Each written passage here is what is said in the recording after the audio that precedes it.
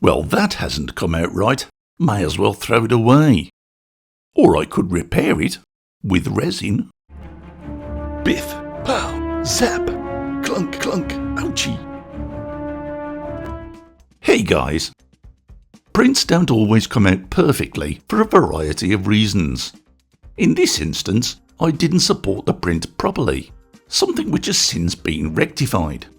But it's a shame to throw it away for something so small, and sometimes simple repairs are possible. You could use modelling filler, but there's another alternative which can be even neater, using the resin itself. And that's what I'll be doing here.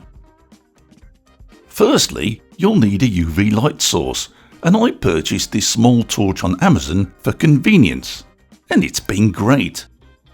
It seems a little pricey for what it is, but the quality is excellent. Nice, sturdy and made of metal.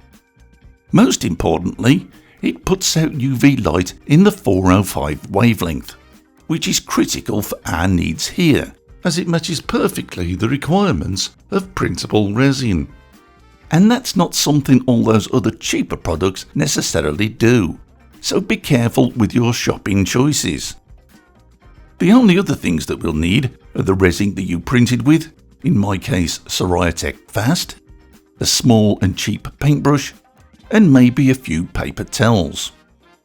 If we look closely at the model, we can see that the tips of the thumbs are flayed open and improperly formed. Luckily, this is something that can be very easily fixed.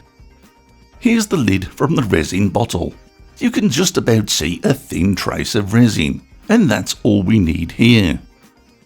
Dip the tip of the brush into the resin and pull out a very small amount.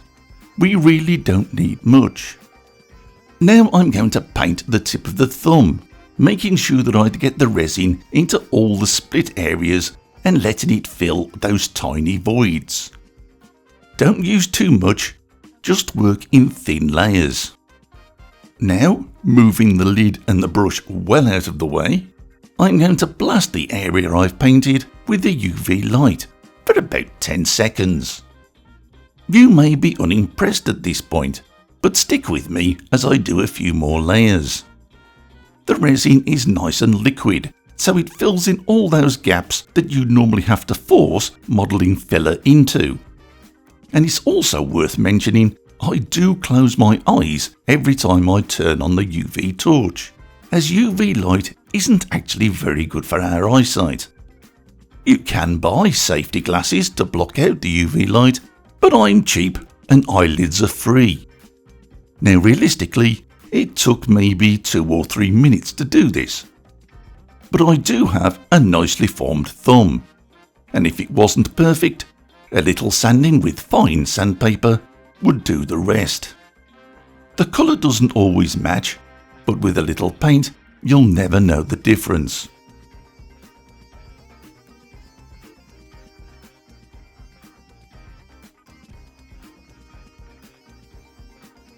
Here's another good example. Very often we have to join 2 or more print parts together with a little glue, and no matter how hard you try, it's very rare to get a perfect join.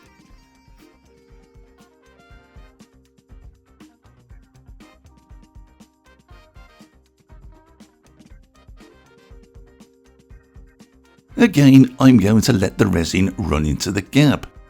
I don't want to use too much, as that might seep all the way through, so working with a small amount is best. Next, take a paper towel and gently wipe the areas that we don't want any resin to stick on.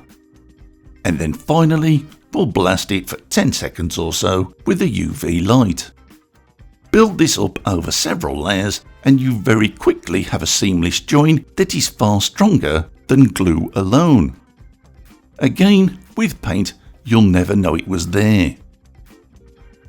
And here he is with paint applied. If you like this model, you can download it for free on Printables or Thingiverse. And there's a few others you can choose from as well. My metal casting buddies might be keen to know that we can do the same thing there. Rather than fill divots and marks with castable wax, use the castable resin itself. Again, build up in layers, mop away any excess, and then give it a curing.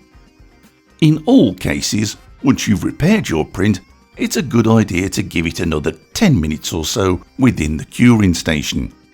I guarantee you'll have been applying resin a lot thicker than your printer would, so a little extra curing should prevent any future cracking or shrinking. Now obviously this technique won't work in every situation, but a lot of the time it's just the small things we need to repair, and using resin is an ideal choice. And that's it for this quick tip video, guys. I hope you found it useful. So take care, and thanks for watching.